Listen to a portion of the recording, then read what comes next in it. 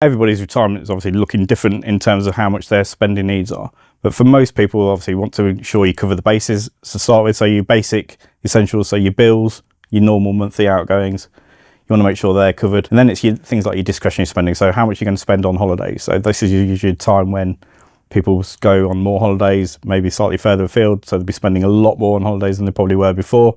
So you've got to look at those kind of expenses. And then there's going to be other one-off expenses you might have during your lifetime. So it may be paying for like a child's wedding, or child's university fees, or school fees, or grandchildren's school fees, which we see quite a lot of.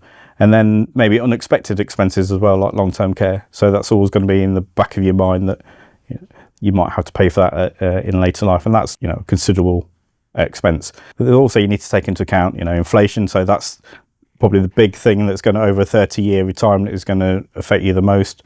But also unexpected events, so maybe like things like stock market crashes that will happen inevitably during a 30-year period, as well as other one-off expenses that you might have to, as an emergency, you might have to replace a car or things like that. Yeah, there's a lot of different things that you're going to be spending money on during retirement, but it's obviously making sure your essentials are covered. But the big thing for most people is your holidays, and also making sure you're looking after your kids and your grandkids as well, which most people want to do. Ultimately though, it just depends on what you're going to spend in retirement. So everybody's is going to be different. Don't worry about what your neighbours and friends are doing.